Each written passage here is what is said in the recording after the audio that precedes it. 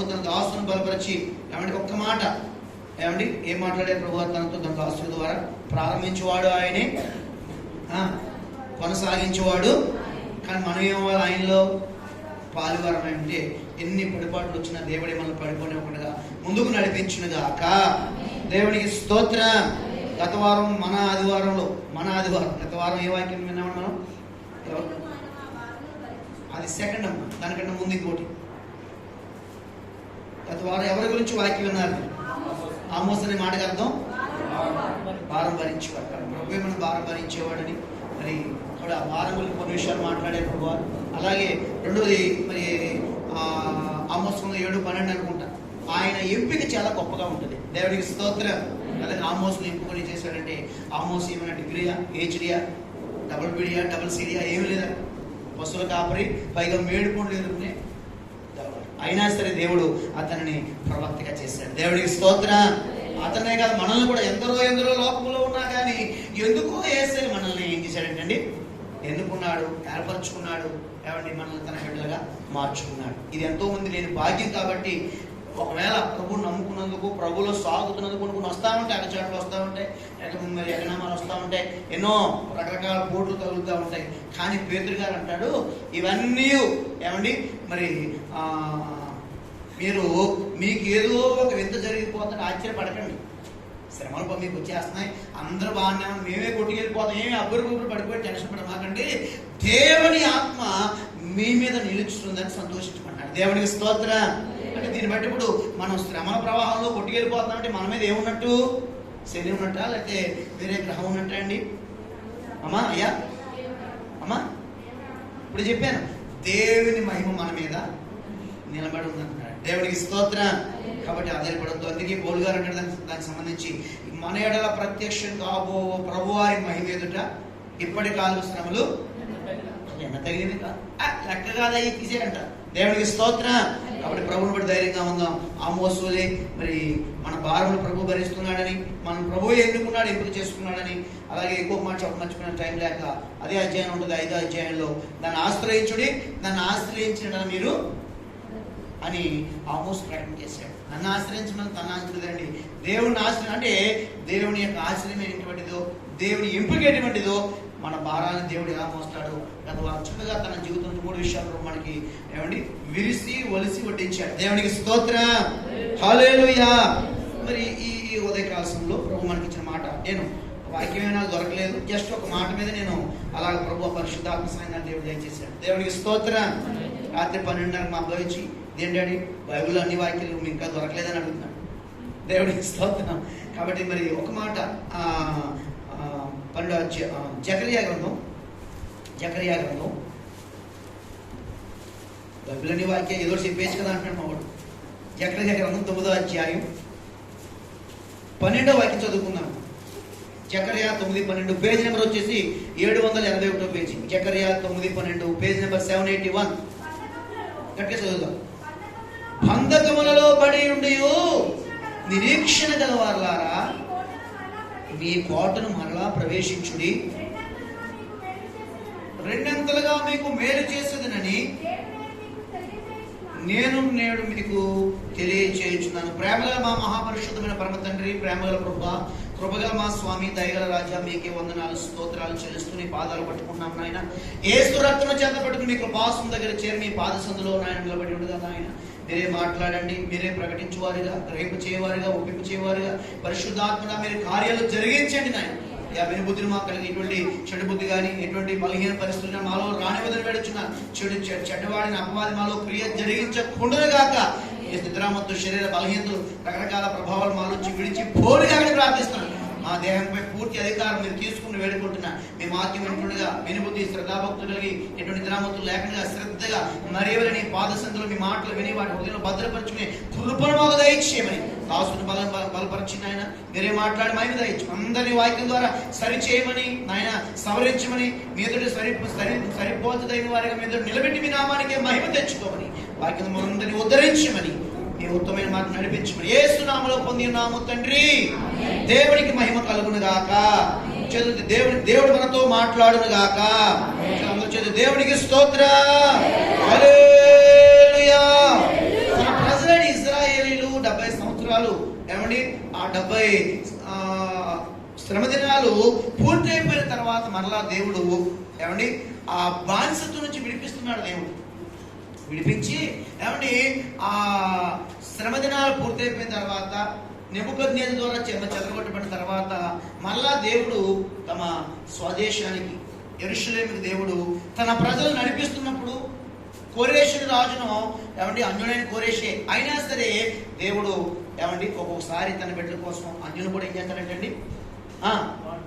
మీకు ఎవరో వాయిస్ ఉందా? మీకు అయితే సైలెంట్ మోడ్లో ఉన్నారు, తీసేయండి సార్. మీ ఫోన్ సైలెంట్ లో పెట్టుకోండి, కానీ మీరు మరి ఆన్లో ఉన్నట్టు. దేవుడికి స్తోత్రం, హల్లెలూయా.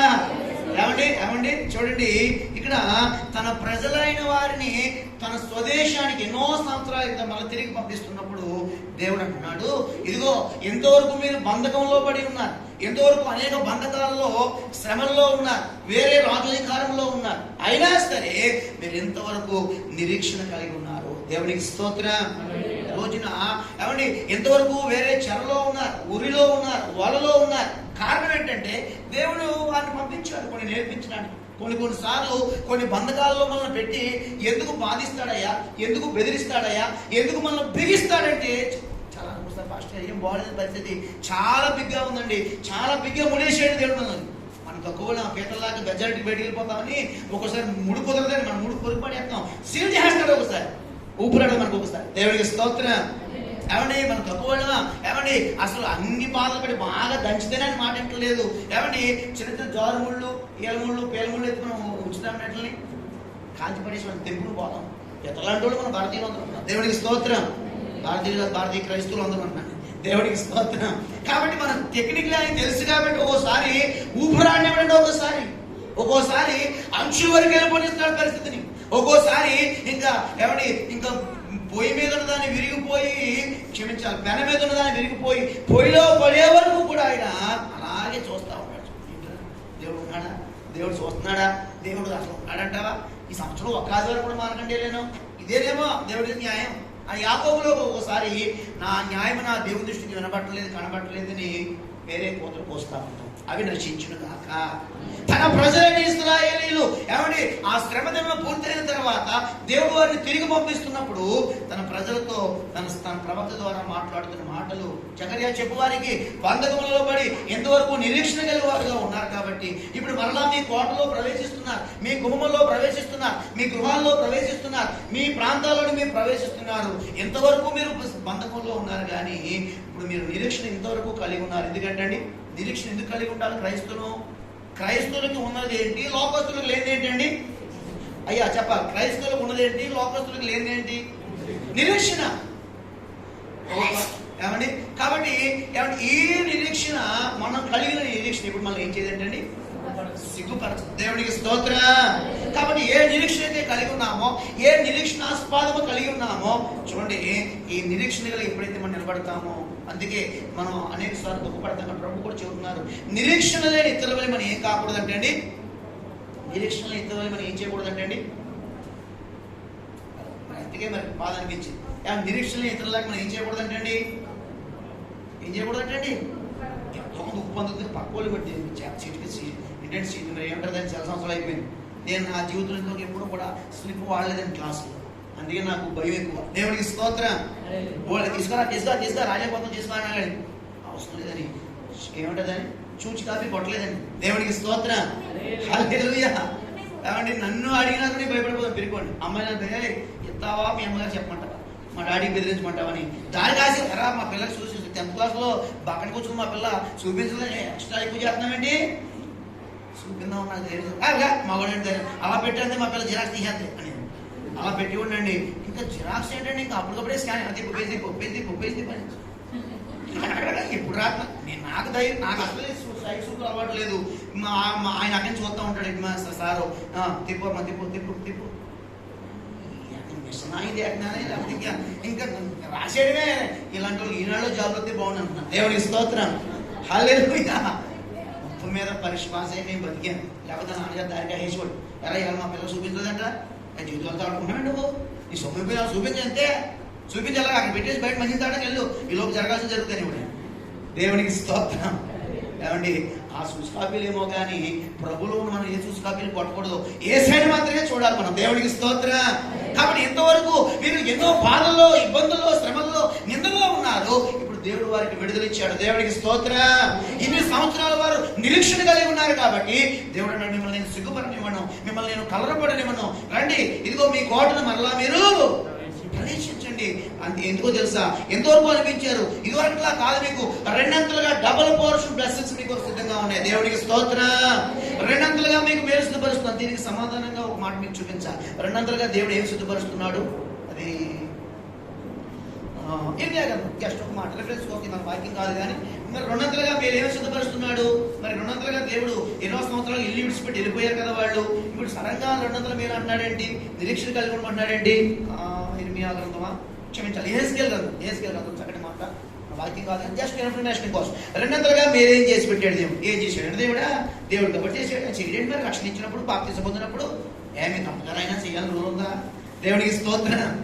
అరుదెబ్బలాట ఆడతారండి ఉన్న దేవుడి మీద. చూడండి 37 అనుకుంటా, యెహెజ్కేలు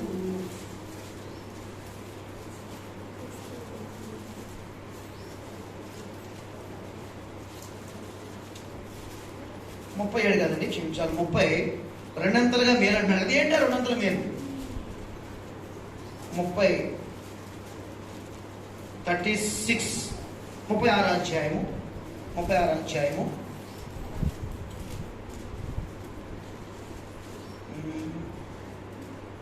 8వ వాక్యం చదువు. 8వ వాక్యం. ఇజ్రాయేలు పర్వతములారా, ఇక కొంతకాలమునకు ఇజ్రాయేలులకు నా జనులు వచ్చెదరు. మీరు చిగురు పెట్టి వారి కొరకు మీ ఫలములు ఫలించుదురు. నేను మీ పక్షమున ఉన్నాను. నేను మీ తట్టు తిరగగా మీరు దున్నబడి విత్తబడుదురు. మీ మీద మానవ జాతిని అనగా ఇజ్రాయేలందరినీ విస్తరింపజేసేదను. నా పట్టణములకు నివాసులు వత్తురు. పాడైపోయిన పట్టణములు మరలా కట్టబడును. మీ మీద మనుషులను, పశువులను విస్తరింపజేసేదను. అవి విస్తరించి అభివృద్ధి నొందును. చూడండి, పూర్వమున్నట్టు మిమ్మల్ని నివాస స్థలముగా చేసి మునిపటి కంటే అధికమైన మేలు మీకు చేసేదను. అప్పుడు నేను యెహోవానని మీరు చెప్పకూడదు. దేవుడికి స్తోత్రం. రెండంతలుగా మేలు అంటున్నాడు ఇక్కడ. ఇగో ఇన్నాళ్ళు మీరు బంధకములో ఉన్నారు, ఇన్నాళ్ళు మీరు నిరీక్షణ కలిగి ఉన్నారు. మరలా మీ కోట రండి. ఏమి ఇస్తాడండి దేవుడు? ఎన్నో సంవత్సరాలు వదిలేసి వెళ్ళిపోయామా ఎళ్ళని పొలాలన్నీ కూడా. ఇప్పుడు ఏం చేస్తారంటే చూడండి, వీళ్ళు రాకముందే, వీళ్ళు ఆ ప్రాంతంలో అడుగు పెట్టకముందే, సొంత కొంపల్లోకి రాకముందే, సొంత గృహాల్లోకి రాకముందే దేవుడు ఎవరితో మాట్లాడుతున్నారంటే ఇక్కడ? హలో, ఎవరితో? ఎంతో వాక్యం చూడండి, ఎవరితో? ఇజ్రాయేలు పర్వతాలతో మాట్లాడతారండి దేవుడు. పర్వతాల మీద గడ్డి మొలుస్తుందండి, కానీ మొలిపించమంటున్నాడు. పర్వతములారా, నా పిల్లలు వస్తున్నారు, నా పశువులు వస్తున్నాయి, నా ప్రజల యొక్క స్వాస్థ్యం రాబోతుంది. మీరు ఇదివరట్లా ఉంటే కాదు. ఇదిగో చూడండి పర్వతములారా, ఇక కొంతకాలం నుంచి ఇజ్రాయేలుకు నా జనులను వస్తున్నారు. మీరు చిగురు పెట్టి వారి కొరకు ఫలములు ఫలించాలి. నా పిల్లలు వస్తున్నారు, ఆకలితో వస్తున్నారు, శ్రమలో వస్తున్నారు. వారికి రెండంతలుగా బ్లెస్సింగ్స్ ఇవ్వాలనుకున్నా. మేము పర్వతము కదా, మేము గుట్టలము కదా, మేము రాళ్ళము కదా అంటే కుదరదు. నేను ఆజ్ఞాపిస్తున్నాను. నేను నా పిల్లల పశువులకి, ఆయన పశువుల కొరకు అంటే అండి పర్వతం మీద ఏం అనిపిస్తాడండి? ఆయన గడ్డిని మలిపిస్తాడు. అరుచున్న పిల్ల కాపులకు ఆహారము సిద్ధపరిచేవాడే కాదు, ఆయన తన బిడ్డల కోసం ఆయన ఏమైనా చేయగలదు. దేవుడికి స్తోత్రం. అది పర్వతమే కావచ్చు, అది గొట్టే కావచ్చు, చెట్టే కావచ్చు, అది బంజరు భూమే కావచ్చు, అది దున్నబడని హృదయమే కావచ్చు, కానీ దేవుడు ఆజ్ఞాపిస్తే అది సస్యశ్యామలంగా మారిపోవును గాక. తన పిల్లలు వస్తున్నారు కాబట్టి చదువు, పర్వతములారా మీరు ఫలించండి, అభివృద్ధి పొందండి, విస్తరించండి. అంతేకాదు మీరు ఏంటి అలా చూస్తున్నారు? మా వల్ల అవదంటున్నారేంటి? నేను మీ పక్షమున ఉంటాను. మీరు దున్నబడతారు, విత్తబడతారు, మంచి ఫలములు మీలో మీరు ఫలిస్తారు. నేనున్నాను కదా. మీరు పర్వతాలు అనుకున్నారేంటి? మేమేం సహాయం చేయగలం అనుకున్నామే. ఆ పర్వతాలు అనుకున్నాయి, మేమేం సహాయం చేయము, మాలో ఎక్కువ రాళ్లే కదా, మట్టి లేదు కదా, మేము ఎలా ఫలిస్తాం? మేము ఎలాగ దేవుడి మాటకు లోబడాలి? అయ్యో ప్రభా, మాలో మట్టి శాతం తక్కువ కదా, మాలో అని తమలో తాము అనుకుంటామంటే హృదయ రహస్యానికి దేవుడు లేదు లేదు, నేను మీ పక్షము ఉన్నాను, నేను మీ తట్టు తిరుగుతాను, మీరు దున్నబడాలి, విత్తబడాలి, మీ మీద మానవ జాతిని అనగా అన్నిటినీ నేను పెడతాను, మీరు మీరు ఏంటంటే విస్తరిస్తారు. దేవునికి స్తోత్రం. చూడండి, తన పిల్లల కోసం ఎన్ని అటాచ్మెంట్లు అరేంజ్మెంట్లు చేస్తున్నాడు ఆయన. చూడండి, మునుపటికన్నా అధిక మీరు మీకు నేను చేస్తాను. మన మూలవాక్యం ఏంటండి? బంధకములో పడి ఇశ్రాయేలు ప్రజలారా, మీరు నిరీక్షణ కలిగి ఉన్న వారులారా, మరలా మీ కోటను మీరు రండి ప్రవేశిస్తున్నారు, రెండంతలుగా మీకు మేలు చేస్తాను. ఏంటి రెండంతలుగా మేలు?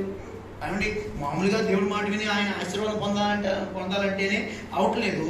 మీరు ద్వితీయోపదేశం అంటాడు ఆయన, ద్వితీయోపదేశం 28 ఏమంటాడు ఆయన? మీరు నా మాట శ్రద్ధగా విని ఎడల ఈ దీవెనలన్నీ మరి మీ మీదకి వచ్చి మీకు ప్రాప్తించును అంటాడు. ద్వితీయోపదేశకాండంలో అందరికీ తెలిసిన మాట. కాబట్టి ఆయన మాట శ్రద్ధగా విని ఏమండి ఆయన దీవెనలు పొందుకోవడానికి కష్టమైపోతుంది ఒక వంతు, కానీ ఇక్కడ రెండంతలుగా మేలు చేస్తానంటున్నాడు. ఏంటండి రెండంతల మేలు అంటే ఏంటి? బైబిల్లో ఎవరైనా రెండంతల అభిషేకాలు, రెండంతల ఆశీర్వాదాలు ఎవరికైనా ఉన్నాయా? రెండంతలు అంటే మామూలు విషయం అండి. ఎంత ఒక ఏమండి మామూలుగా పాస్ అవ్వాలంటేనే కష్టం, ఏమండి 60-70 రావాలంటే కష్టం, అబోవ్ 90 A+ అంటున్నారు కదా. కాబట్టి ఇప్పుడు అన్ని మార్కులే చెప్పలేదు, ప్లస్లు మైనస్లు అంటున్నారు, అంతే గ్రేడ్లు చెప్తున్నారంటే. దేవునికి స్తోత్రం. హల్లెలూయా.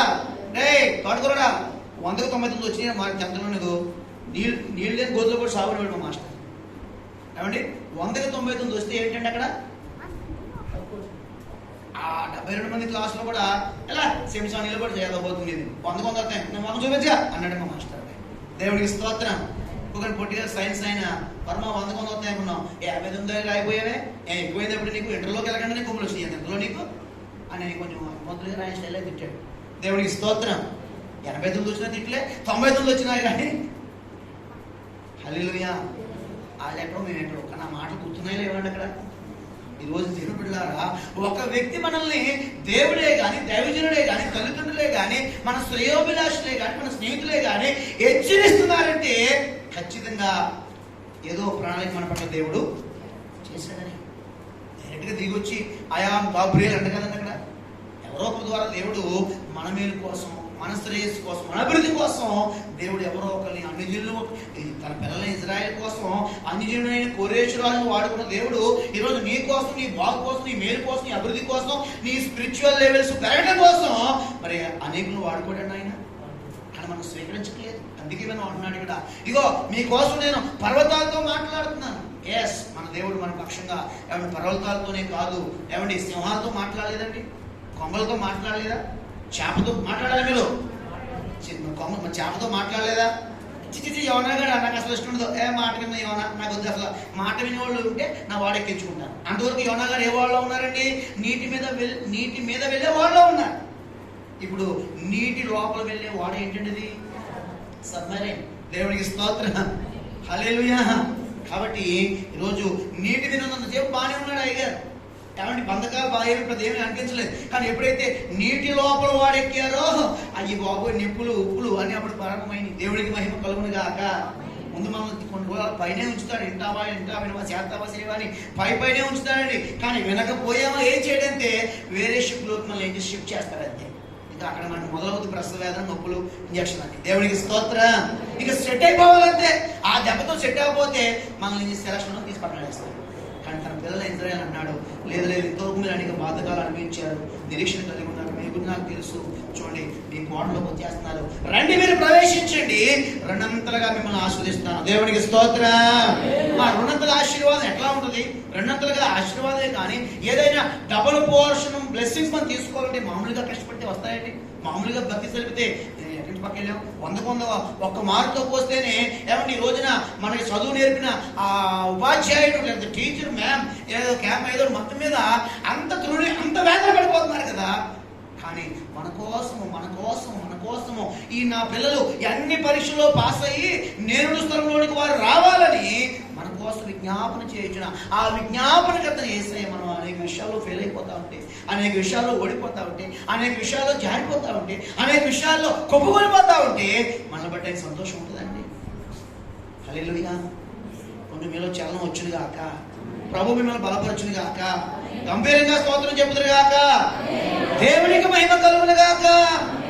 ఒక బతుకు తెరువు కోసం ఉండే ఒక ఉపాధ్యాయుడికి అంత ప్రజల్ని శిష్యులుగా తయారు చేసి ఏమండి మరి మేమే ఆ సమాజానికి ఉత్తరం చేస్తాము, మా ద్వారా అందరూ తయారవుతారని నిజంగా వారికి ఉద్యోగంలో ఆ స్టూడెంట్ కోసం అంత ప్రయాసపడిపోతున్నారే.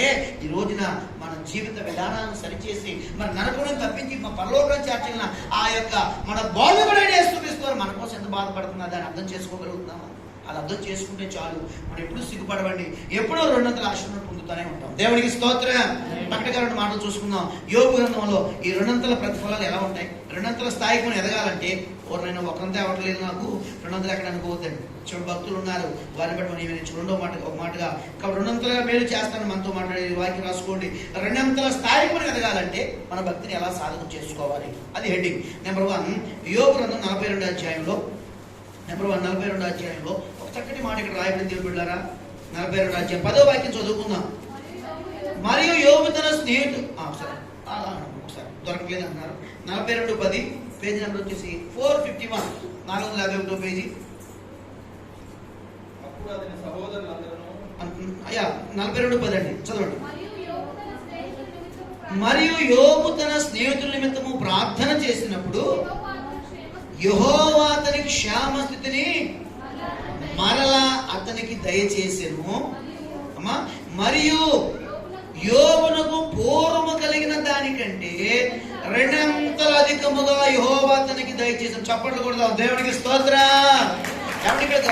ఇక్కడ ఒక మాట ఉంది, ఇక్కడ పూర్వము కలిగిన దానికంటే 200 అధికముగా యెహోవా అతనికి ఏం చేశాడంటే అండి, ఎందుకు దయచేసాడు? 200 ఇవ్వాల్సిన అవసరం వచ్చింది అంటే అందరికి ఇవ్వడు కదా. యోబు అంటే ఇష్టమా? యోబు అంటే ధనవంతుడనా? యోబు ఏమన్నా కొంచెం ఎక్కువ ప్రార్థన చేశాడనా? అది యోబు ఏమన్నా ఇంకేమన్నా అని కాదండి. ఇక్కడ ఏమండి యోబు గురించి మీరు కొన్ని విషయాలు గమనించగలిగితే అందరికీ తెలుసు, సండే స్కూల్ వ్యక్తే కానీ దేవుడు అంటామన్నా యోబు గారికి కట్టాలు పడ్డాడు బాబా. పాటలు గారంటే యోబు కట్టాలు మాకు వచ్చేంత చచ్చూరుకుంటావు, యోబు కష్టాలు వస్తాయి. అవునా కదండి? జనరల్ అనేస్తా ఉంటాం యోబు వచ్చి కట్టాల. యోబు పేరెంతనప్పుడు సరిపోతుంది అసలు. ఈరోజు ఏ సేవకుడు కూడా నాకు తెలుసు, ఎందుకంటే యోబుని ఏమన్నా నా సేవకుడు అయినా యోబు. ఒకవేళ ఆ పేరు మనకు ఉండొచ్చేమో, అటువంటి శాంపిల్ కష్టాలు మనకు వచ్చి ఉండొచ్చేమో, కానీ పూర్తి కష్టాలు వస్తే ఎప్పుడో మనం వెళ్ళిపోదాం, అక్కడ మనం మర్చిపోదు కూడా అందరూ. దేవుని స్తోత్రం.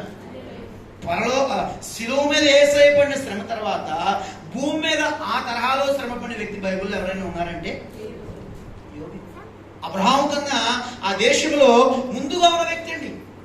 అసలు చెప్పాలంటే అన్ని గ్రంథాల కన్నా ముందు రాయబడిన గ్రంథం కూడా పురాతన గ్రంథం. చాలా ఇందులో లేని టాపిక్ ఎక్కడ లేదండి. ఈ రోజున అనేక మంది మేము గొప్ప అని కొట్టుకున్నారు చూసారా? వాళ్ళందరికీ సమాధానం ఏంటనుకున్నారండి? ప్రపంచానికి చరిత్రకి యోబు గ్రంథమే. దేవునికి స్తోత్రం.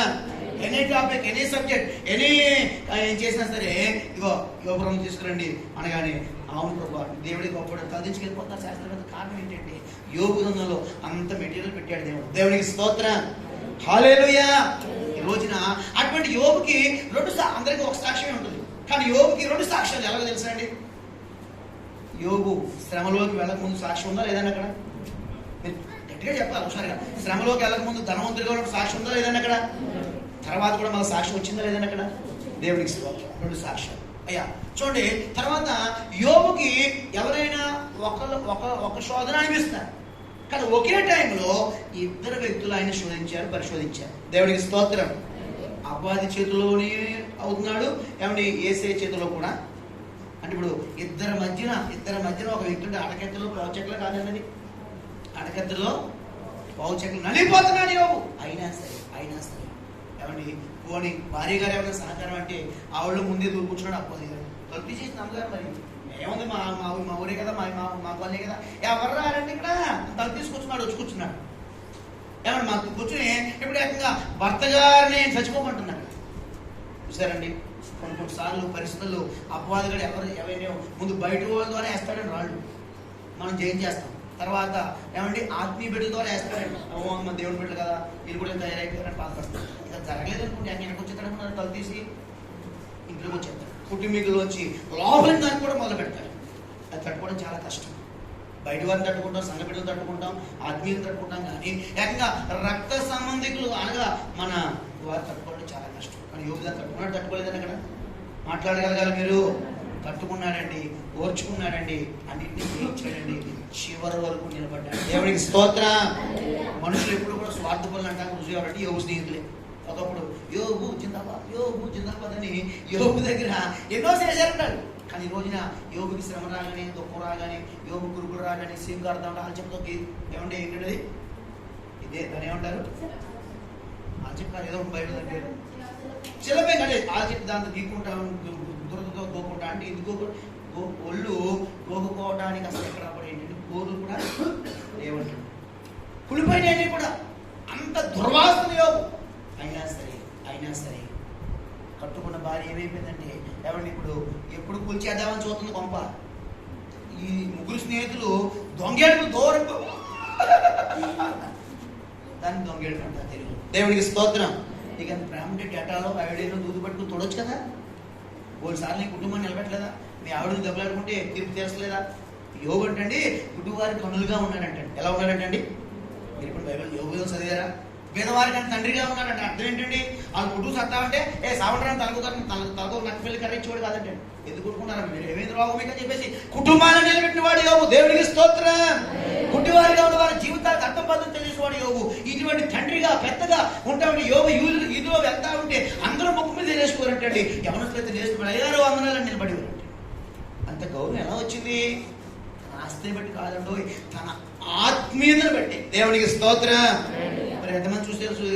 మరి ఎఫ్రాయిం గారు నాకు రిప్లై ఇచ్చారు కానీ చాలా మంది చూసారో తెలియదు. కానీ కొన్ని చెప్పాను. ఆత్మీయత, అభిషేకం, ఆరాధన, అందం, చందం, ఆహారం ఇవన్నిటి ఏది గొప్పదంటే ఆయన పెట్టారు అభిషేకం. కరెక్టే. దేవునికి స్తోత్రం. ఆత్మీయత కూడా చాలా అవసరం. దేవుడికి మహిమ కలుగును గాక. ఈ రోజున యోగుకి ఆస్తులు బట్టి కాదండి, ఆత్మీయతను బట్టి అన్నింటినీ చేయించలేడు. ఆ విధంగా మరి ఆయన ఇన్స్టాల్ చేసిన యోగు స్నేహితులు ఏంటి మీరు ఎక్స్ట్రా మాట్లాడుతున్నారు? నా సేవకుడైన యోగుడి గురించి నోరు ఉందని వాగుతున్నారు మీరు.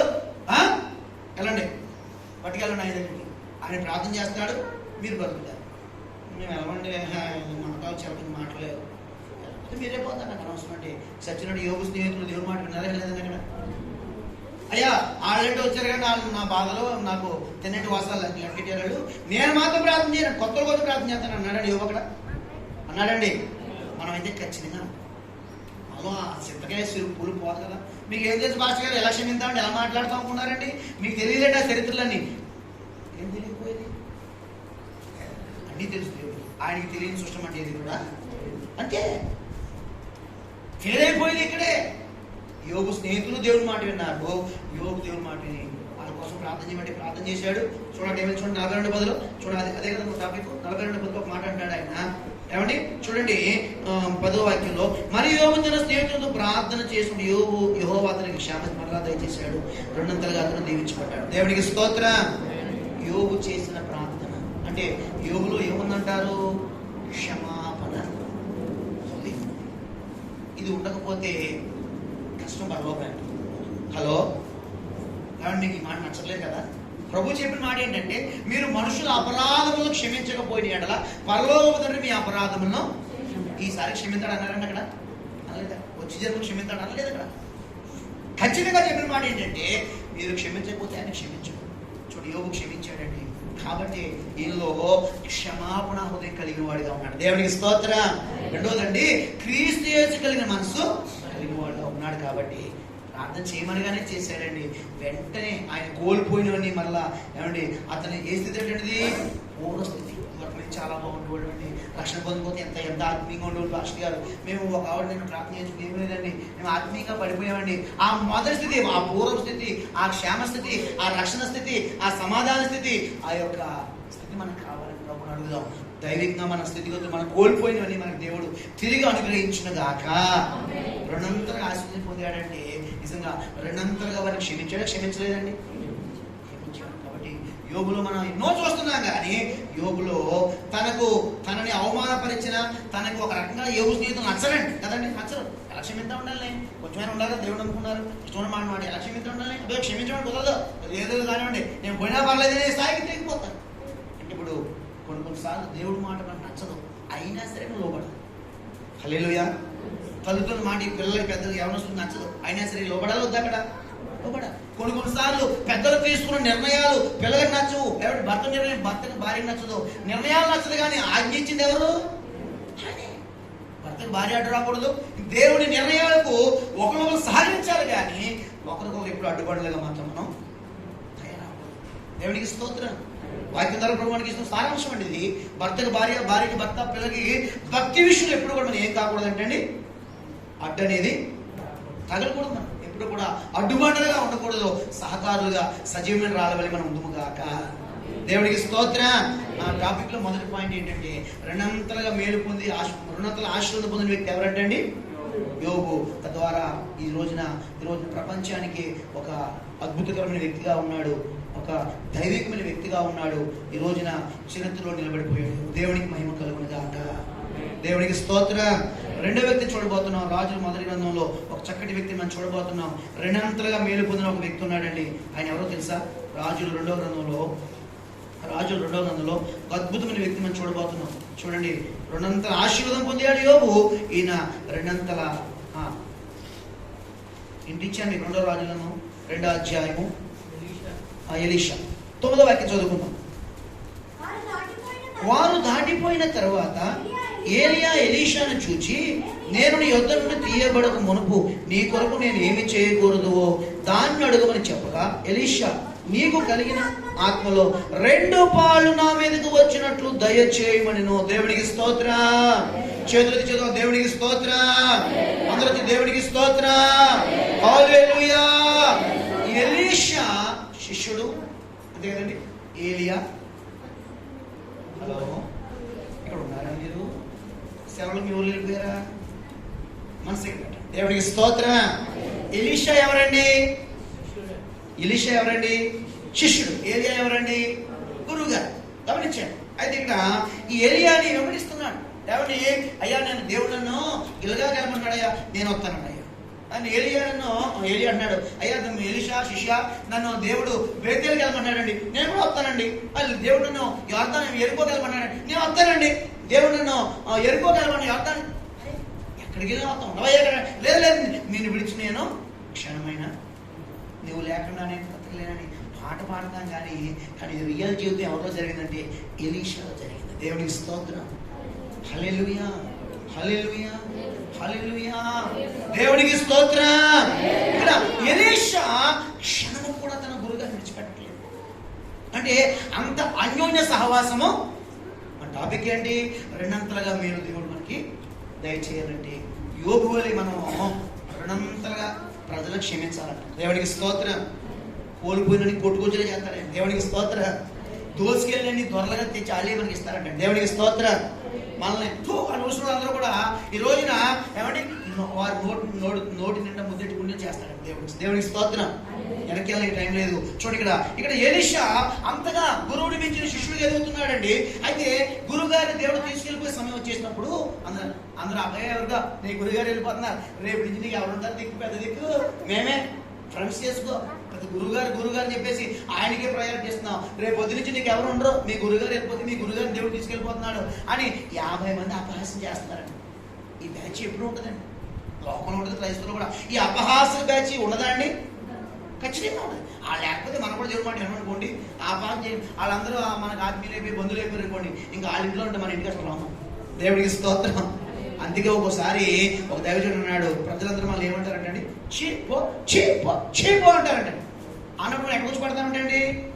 దేవుడి పాదం తిడతాం. అలాగంట రాయే అన్నారనుకోండి, ఏమన్నా దేవుడిని గుర్తుపెట్టుకుంటామా? అందుకే దేవుడు కొన్నిసార్లు ఏ తెడ్డు వాడాలో, ఏ చుక్కాని వాడాలో ఒకసారి వాడుతూ ఉంటాడు. మనం ఏలుకోసలే. దేవునికి స్తోత్రం. గమనించాలి. ఏమంటే రెండంతలుగా కార్యాలు చేస్తున్నాడు ఈయన. గురువుల మీద శిష్యులు ఒక రేంజ్ లో ఉన్నాడండి. కానీ ఎక్కడ సహవాసం ఎక్కడ కూడా క్షణమైన గురుగారు విడిచిపెడుతున్నాడండి? విడిచిపెట్టలేదు. అంతేకాదు, సహవాసం అంత డీప్గా చేస్తున్నాడండి. ఈ రోజున మనం ప్రభుత్వం ఎలా సహవాసం చేస్తున్నాం? మన సహవాసాలు ఎలా ఉన్నాయి చూడండి.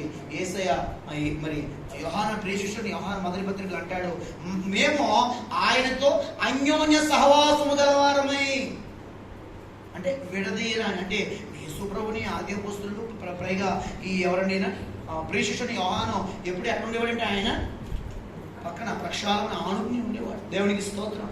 మేము ఏమి విన్నామో, ఏమి చూసామో, ఏమి తాకామో, ఏమి అనుభవించామో అదే నేను చెబుతున్నాం. మేమేమి రాసుకుని పోసుకుని చెప్పట్లేదు ఇక్కడ అంటాడు యోహాను. కాబట్టి మీరు కూడా ఈ తండ్రి దేవునితో, కుమారుని యేసయ్యతో, పరిశుద్ధాత్మతో మనం అన్యోన్య సహవాసం గలవారని ఎందుకుగాక.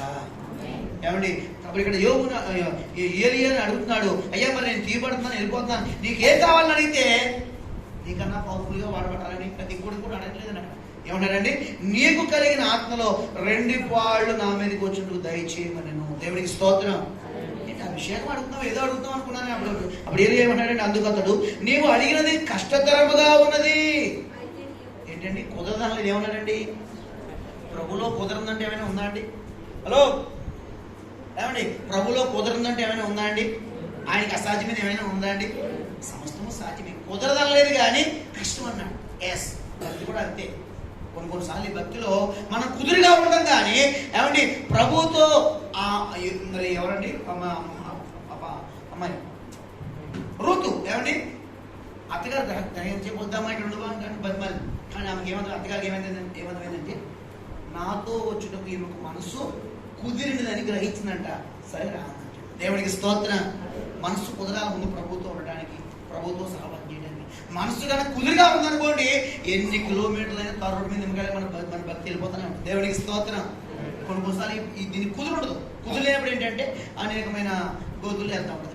దేవునికి స్తోత్రం. కాబట్టి ఇక్కడ కష్టంగా ఉందన్నాడు కానీ కుదరదని లేదండి. ఏంటి, ఇదిగో నేను నీ యొద్ద నుంచి దేవుడు నన్ను తీసుకెళ్ళిపోతున్నప్పుడు మరి అది కనుక నువ్వు చూడగలిగావు అనుకో, నీకు కోరుకుంటుంది. ఒకవేళ నేను ఈ భూమి నుంచి ఆరోహణ వెళ్ళిపోతున్నప్పుడు నువ్వు నన్ను చూడలేదనుకో, ఆ దృశ్యాన్ని నువ్వు చూడలేదనుకో, నువ్వు అడిగిన మాత్రం నీకు ఏంటండి రాదు. అంటే ఇంతకీ ఏంటండి, నేను ఎత్తబడినప్పుడు నా దేవుడు నన్ను ఆరోహణ తీసుకెళ్ళినప్పుడు ఆ దృశ్యాన్ని కళ్ళారా చూస్తేనే నీవు అడిగింది నీకు దొరుకుతున్నాను. అంటే ఇప్పుడు అర్థం ఏంటంటే, ఇప్పుడు ఇంతవరకు అప్పుడప్పుడు ఆయనతో ఉండేవాడు కానీ నేను అక్కడికి వస్తాను అనేవాడు కానీ ఎక్కడ ఇంటికి వెళ్ళలేదు. ఎందుకని గురువుగారు ఏ టైంలో వెళ్తారు. చివరి గురువు గారు వాష్రూమ్కి వెళ్ళినా సరే కూడా వెళ్ళిపోతారండి. గురువు గారు స్నానానికి వెళ్ళిపోతారు, అనంతరం అక్కడ ఉంటున్నాడండి. ఇంకా గురువు గారు పడుకున్నా సరే ఏమో పడుకుని ఎత్తపడతారేమో అని చెప్పేసి ఆయన పడుకుంటే ఈయన కళ్ళతో చూస్తానే ఉన్నాడు అలా.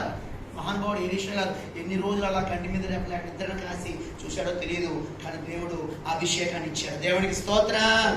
ఏమండి ఏలియా ఎత్తపడి అగ్ని గుర్రములు రథంలో వచ్చినప్పుడు అక్కడ చూడండి ఎలీషా ఏమన్నాడు, అక్కడ చూడండి 12వ వాక్యంలో, ఎలీషాని చూచి నా తండ్రి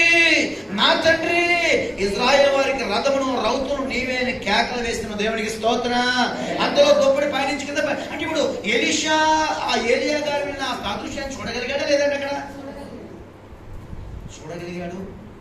ఆడగలిగిందని ఏమేంటున్నంతలా ఆ 2 పాళ్ళ ఆత్మని చూడండి. ఒకసారి నా ప్రశ్న, ఒకసారి ప్రశ్న ఏమండి, ఎలీషాకి అవసరమా 200 అభిషేకం? ఎలీషాకి 2 పాళ్ళ ఆత్మ అభిషేకం అవసరమా? మాట్లాడలేదు. ఆ సబ్జెక్ట్ సమాధానం ఏంటంటే మీరు నాకు అర్థం అవట్లేదు, తినరాలేదా? సబ్జెక్ట్ వండుకున్నారు ఎవరు అంతా. దేవుడికి స్తోత్రం. మన మాట కానీ మన పాట కానీ మన చప్పట కానీ సబ్జెక్ట్గా ఉండకూడదండి, సంతోషంగా ఉండాలి. దేవుడికి స్తోత్రం. ఏమండి మరి 200 అవసరమా అంటే గురువుగారి నుంచి పేరు కొట్టాను చూద్దాం. ఎలీషాను ఈ చెప్పారు అపహాసం ఉంటారని చెప్పాను చూసారా. ఇంకా ప్రతి చోట బేతేల్లో ఉన్నారు, యోద్ధాల్లో ఉన్నారు, ఎక్కడ పడితే అక్కడ ఈ 50 మంది కూపు ఏమంటే ఇంకేంటి మీ గురువుగారు వెళ్ళిపోయారు, రేపు నీకు ఎవరు లేరు, మేమే ఫ్రెండ్స్ అన్నట్టుగా అపహాసం చేస్తున్నారండి. దేవుడు ఎప్పుడు మనల్ని అవమానపరిచేవాడు కాదండి. దేవుడికి స్తోత్రం. యేసయ్యతో అన్యోన్య సహవాసం గలవారమైతే ఆయనతో విడదీరాని అనుబంధం మనం కలిగి ఉంటే కనుక మనం అడిగింది కొంచెం కష్టమైనా సరే దేవుడు ఒక రోజున మనకి అనుగ్రహించిన దాకా. చూడండి 2 పాళ్ళ అభిషేకాన్ని ఎలా పొందుకోగలిగాడంటే, చూడండి గురువుగారు ఎత్తబడినప్పుడు కనులారా సదృశ్యాన్ని అంటే చూడగలిగాడంటే మరి ఎన్ని రోజుల నుంచి కంటి మీద రెప్పేయగలగా కంటి మీద రెప్ప అంటే ఎంత నిద్రను కాసుంటాడండి ఎలీషా. శ్రమ పడకుండా ఏదైనా వస్తుందండి. రోజు కొన్ని చంపుకోకపోతే కొన్ని విషయాలు మనం బ్రతకాలి. దేవుడికి స్తోత్రం. కాబట్టి ఇక్కడ ఎలీషా రెండు పాళ్ళ అభిషేకం అవసరం అంటే తన కోసం కాదు, పేరు కోసం కాదు, ప్రఖ్యాతి కోసం కాదు, ఒకటి దేవుడి వైపు కోసం, గురువు గారు విడిచిపెట్టిన ఆ పరిచర్ని ఫుల్ఫిల్ చేయడం కోసం 200 అభిషేకాన్ని అడిగాడు. దేవుడికి స్తోత్రం. ఈరోజు మన బ్రతుకు కోసం కాదండి, దేవుడి మహిమ కోసం, మన బిడ్డల ఆత్మీయ ఎదుగుదల కోసం, అనేక ఆత్మల రక్షణ కోసం మరి ఏసైనా మనం అడుగుతున్నాం. 200 ఆశీర్వాదం మాకు కావాలయ్యా, 200 అభిషేకం మాకు కావాలయ్యా, 2 పాలు కృప మాకు కావాలని ప్రభువుని అడగలుగుతున్నామా? చాలండి, ఇది ఎక్కువ. మీ కాలనీలో మా భక్తి గొప్పది. మా కాలనీలో మేము చేసిన ప్రార్థన ఎవరు కూడా, మా సంఘంలో అసలు నేను చేసినంత 2 గంటల ప్రార్థన మా సంఘం ఎవరు చేయరండి. దెబ్బలు తిని మనసు. దేవుడికి స్తోత్రం. హల్లెలూయా. అంటే దెబ్బలు తినటువంటి ఏంటండి, మనకి దెబ్బడిపోద్ది ఆ మాట అంటే ఆ తత్వం మనలో ఉంటుంది. ఇప్పుడు కూడా భక్తి ఎప్పుడు చూస్తాను, ఆత్మీయంగా ఎప్పుడు మనకున్నా ఎవరు చూడాలంటండి, పై ఉన్న వారిని చూడాలి. శారీరకంగా ఎప్పుడు మనకన్నా ఎవరు చూడాలంట, మనం రివర్స్ గేర్లో పనిచేస్తా ఉంటాం. మనం చూస్తాం ఆత్మీయంగా మనం ఎలా చూస్తామంటే, మనకన్నా కిందలో వాళ్ళు ఎలా ఉన్నారు, వాళ్ళకన్నా నేనే పర్లేదు, అది అసలు మాకు 2 వారాలు చర్చకు రావట్లేదు, ఈ సంవత్సరం ప్రభు పాస్టర్ గారండి మీరు ఎప్పుడు మమ్మల్ని మెచ్చుకోవట్లేదు, వాళ్ళు వస్తున్నారంటే అసలు మేము వస్తున్నాం. నీకు ఒక రోగం వచ్చినట్టే, ఓ డిసీజ్లో ఉన్నట్టే నువ్వు ఖచ్చితంగా రా బయటికి వేస్తున్నాంలో. దేవుడికి స్తోత్రం. ఆ మనసు వచ్చిందంటే మనం చచ్చిపోయినట్టు ఆత్మీయంగా ఎవరైనా సరే చూడండి. ఎప్పుడు పొరపాటు ఇప్పుడు కూడా ఆత్మీయంగా ఇప్పుడు మనం ఎవరు చూడాలంటే అండి, మనకన్నా పై ఉన్నవారిని, మనకన్నా ధైర్యం ఉన్నవారిని, మన పితరులైన వారిని, మనకన్నా శ్రమ ఎప్పుడు మనం చూడాలి. అలాగే శారీరకంగా ఎప్పుడు మనం ఎవరు చూడాలంటే అండి, అది కూడా రివర్స్ వస్తుంది. మాకు లేదు మమ్మీ, వాళ్ళకి మమ్మీ 2 చేతులు ఉన్నాయి అని, వాళ్ళ డాడీ అసలు ఏం డ్యూటీ చేయండి, మన డాడీకి పెద్ద డ్యూటీ, పెద్ద జాబ్, నాకు 1 రోజే. ఒక శాంపుల్ చెప్పి ఇంకా చాలా లోకెళ్తే మీరు బాధపడతారు. కానీ చూడండి, శారీరకంగా ఎప్పుడూ కూడా ఏమండి మనకన్నా ఎవరు చూడాలంటే అండి, వాళ్ళకి అసలు చెప్పులే లేవు అంటున్నాం కానీ పాదాలు లేవు, మన చెప్పులన్నా ఉన్నాయి. దేవుడికి స్తోత్రం. కొంతమందికి అవయవాలు లేకపోయినా వారి వెహికల్స్ మాడిఫై చేసుకుని సంఘాలకు వెళ్ళిపోతున్నారు. ఈరోజు మనకి చక్కటి అవయవాలు ఇచ్చాడు, అన్ని ఇచ్చాడే లేదండి అక్కడ. ప్రభు చెప్పేది ఏంటంటే, కాబట్టి ఆత్మీయంగా పైన వారిని ఎప్పుడు మనం చూసినప్పుడే ఆత్మీయంగా పైకెదుగుతాం. శారీరకంగా మనకున్న కింద వారిని చూసినప్పుడు మాత్రమే మన భక్తి లెవెల్స్ కిందకి పడిపోకుండా ఉంటుంది కాక. కాబట్టి ఇక్కడ 2 పాల అభిషేకాన్ని పొందగలిగాడు ఎలీషా.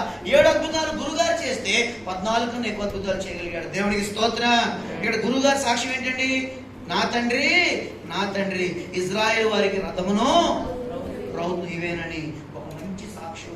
నిజంగా ఇజ్రాయేల్ ప్రజలకు ఏరియాలో ఉన్నాడా లేదండి, అక్కడ రథముగా ఉన్నాడా లేదండి, అక్కడ రౌతుగా అంటే అర్థం ఏంటంటే గుర్రాన్ని నడిపేమని ఏమంటారు, రౌతు అంటారు. నిజంగా తన పిల్లలని ఇజ్రాయేల్ ప్రజలకి ఆహాబు లాంటి ఏమంటే బయట యెజబెల్ లాంటి వాళ్ళ దగ్గర ఏమంటే దేవుని అభిషేకం ద్వారా దేవుని పిల్లల కాపుదల కోసం ఆహాబు ఏరియాలకు ఎదురు నిలబడలేదండి అక్కడ. అటు తన పిల్లల కోసం ఏమండి అహాబు లాంటి యెజబెల్ లాంటి ఆ దుష్ట స్వభావాల వారి దగ్గర నుంచి వచ్చే కీడును తప్పించడం కోసం దేవుడు ప్రజల దగ్గర మరి ఏలియా అడ్డు నిలబడలేదండి. హల్లెలూయా. ఈ రోజున మనం ఏ విషయంలో అడ్డు నిలబడుతున్నాం, ఎవరి కోసం అడ్డుపడుతున్నాం మనం దేవుని దగ్గర? కానీ ఏలియా కన్నా 2 పాల అభిషేకాలు ఎలీషా ఇంకా అద్భుతంగా వాడబడ్డాడండి. ఈ గురువు గారు ఏ సాక్ష్యం పొందారో అదే సాక్ష్యాన్ని ఆ ప్రజల ద్వారా పొందారు. దేవుడికి స్తోత్రం. ఏమండి, అభిషేకం ఉంటేనే సరిపోదు, అన్నీ ఉంటేనే సరిపోదు. ఏం కాపాడుకోవాలి మనం? ఏం కావాలి? సాక్ష్యాన్ని కూడా కాపాడు. చూడండి, నిజంగా అదే సాక్ష్యం ఉందా? చూడండి, గురువుగారి సాక్ష్యం ఏంటంటే ఇజ్రాయేల్ వారికి రథము. చూడండి, మరి శిష్యుడు కూడా ఏ సాక్ష్యం పొందుకున్నాడు? 2వ రాజులు అనుకుంటుంది 20వ అధ్యాయమా,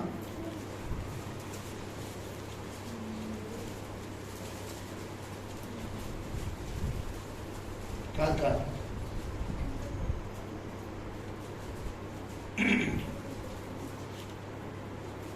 సమాధిలో పెట్టినప్పుడు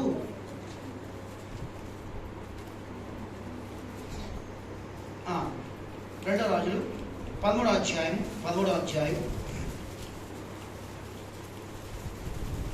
14వ వాక్యం. అంతటి ఎలీషా మరణకరమైన రోగము చేత పీడితుడై ఉండగా ఇజ్రాయేలు రాజైన యెహోయాషు అతని యొద్దకు వచ్చి అతన్ని చూచి కన్నీరు విడుచుచు, చూడండి ఇక్కడ, నా తండ్రి ఇజ్రాయేలు వారికి రథమును రౌతును నీవే అని ఏడ్చెను. చాలు, దేవుడి మాట దీవించాక. అంటే గురువు గారు పొందిన సాక్ష్యాన్ని శిష్యుడు కూడా పొందలేదని ఇక్కడ. గురువు గారి గురించి ఇక్కడ శిష్యుడు సాక్ష్యం ఇస్తా ఉంటే ఇక్కడ శిష్యుడి గురించి ఆ ఇజ్రాయేల్ రాజు సాక్ష్యం ఇస్తున్నాడు. 2 రెండు పాళ్ళ అభిషేకాన్ని పొందుకున్నాడు.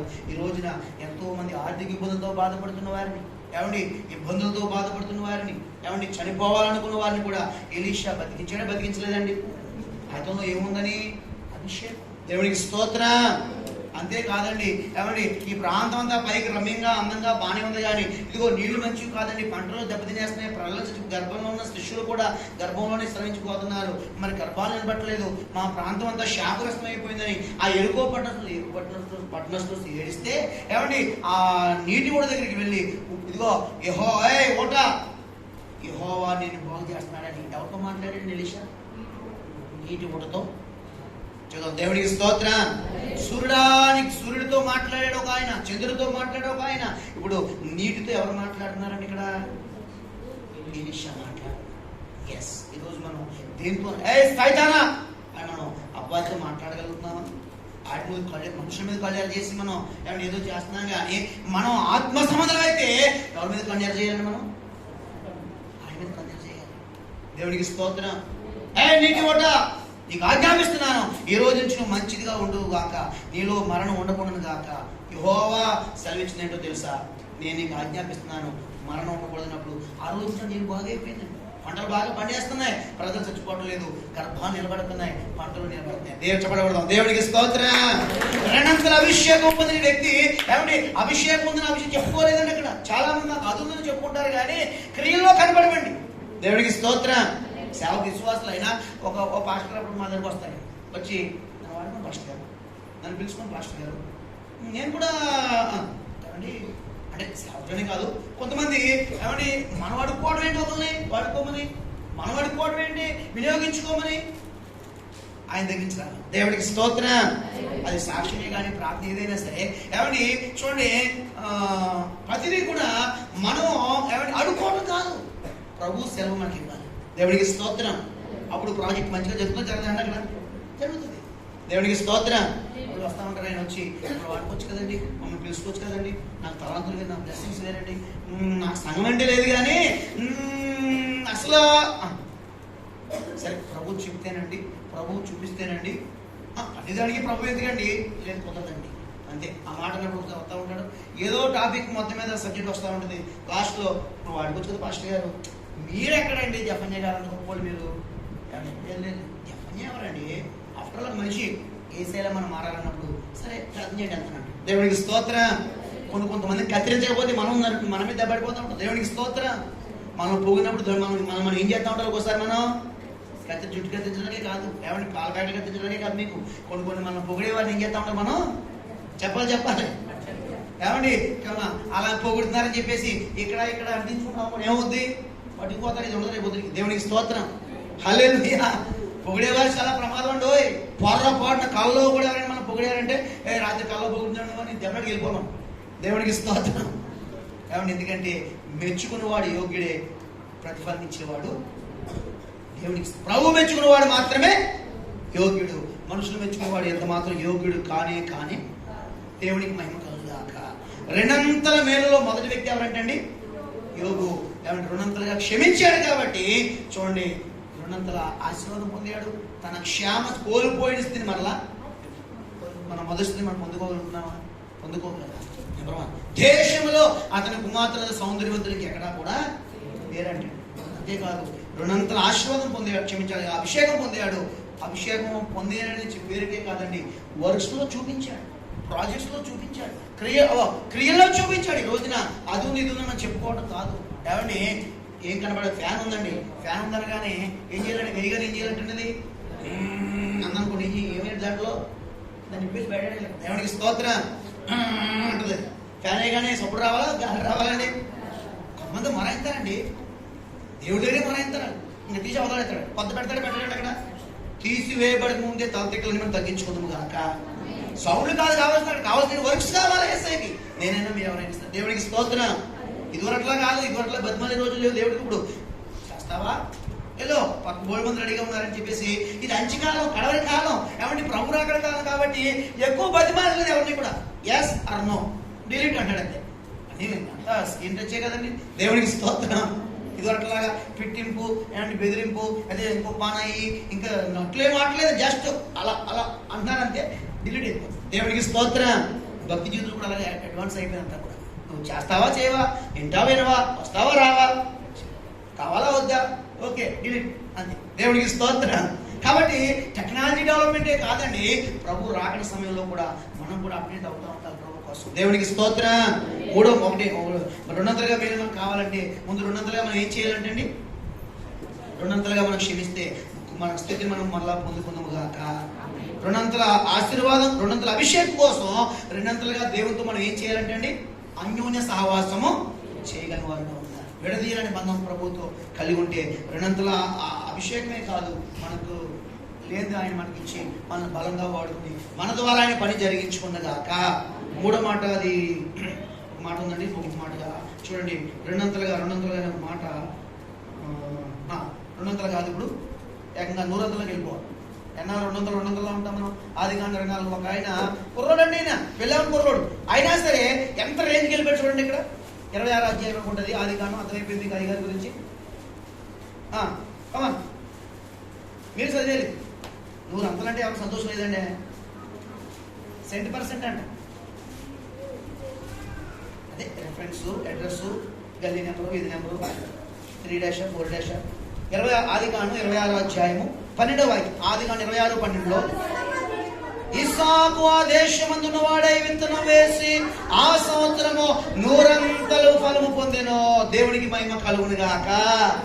యవనస్తుడే, కుర్రవాడే, ఏమండి వివాహం అయిందా లేదు? ఇప్పటికి ఇస్సాకు వివాహం అయిందా లేదా?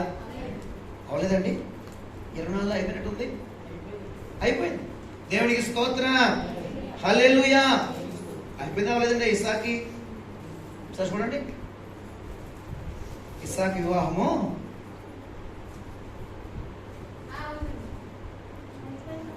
అయిపోయింది. దేవునికి మహిమ కలుగును గాక. ఎంత పెద్ద చోటు వస్తున్నారు మనకి. కాబట్టి ఇస్సాకు ఎవరికి ఇక్కడ ప్రతికూల పరిస్థితి చూడండి ఒకసారి, ముగింపులో ఉన్నాం మనం. ఇస్సాకు 100 ఫలము పొందాడు. ఎలా పొందాడు 100 ఫలం?